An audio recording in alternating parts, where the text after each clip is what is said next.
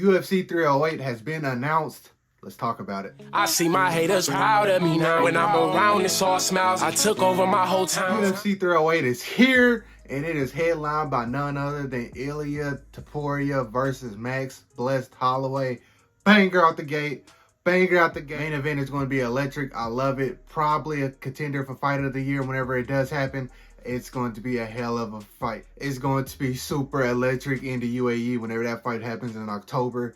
But Dana White said, you know what? We're going over here. We're going across the world. We're going to load up this card in the co-main event, a fight that has fell through before. We have Robert Whittaker taking on Mr. Khamzat Chimaev. Hopefully Khamzat can actually make it to the cage this time.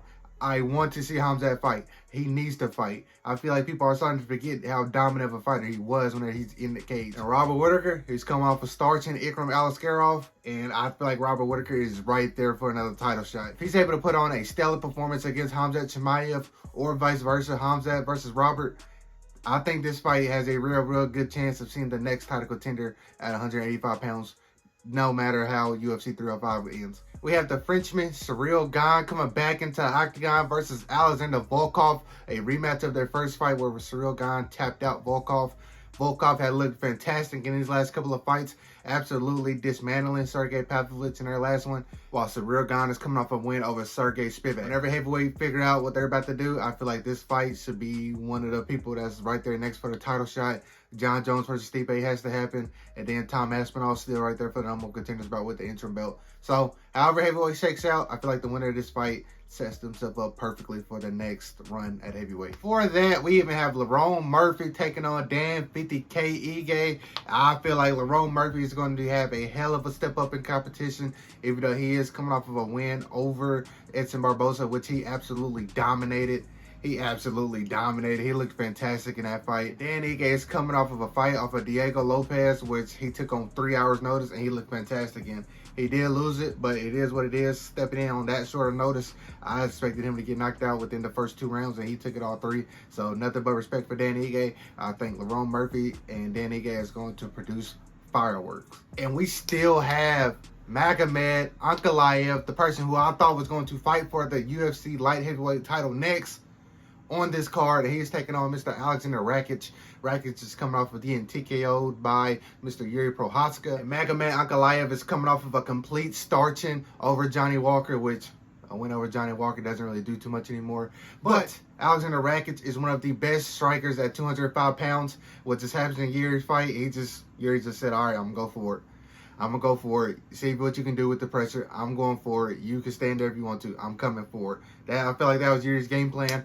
I feel like this is going to be a real fun fight. I feel like Alexander Rakic is kind of underrated, in my opinion. I know he lost his last fight at 300, but I feel like he's one of the better fighters, like stand-up fighters in MMA and the UFC right now. I think Magomed will show his wrestling in this fight. And in the prelims, we have Rinat Faratimov taking on Rozaboyev. I do not know how to say his first name. Rozaboyev is coming off that loss to Akeem Buckley, while Rinat Faratimov he's coming off a win over Nicholas Dalby. That was a decision win.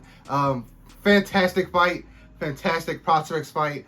I mean, the UFC absolutely stacked this card, and we still have a former champion on this card. As we got RDA taking on Jeff Neal at 170 pounds, and on top of that, we have Kennedy and Nzechukwu moving up to heavyweight to taking on Marcos Rogerio de Lima.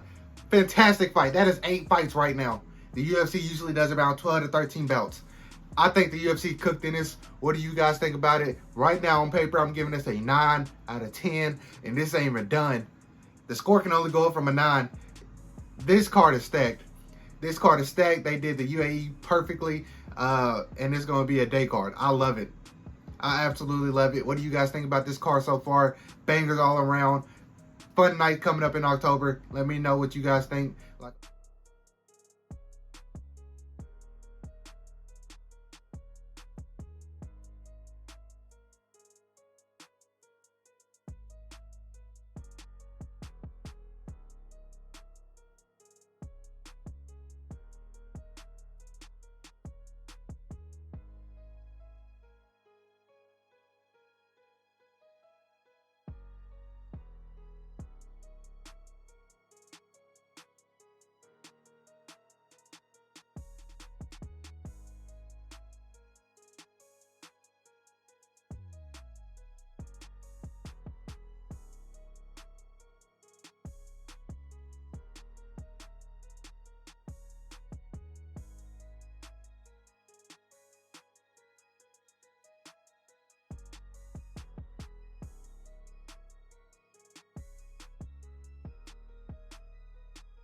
That's why you're not seeing him commit super hard. Oh!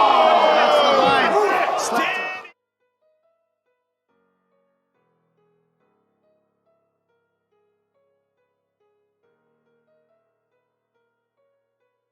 Like always, if you enjoyed the video, make sure you like, comment, and subscribe. Be good people. Peace.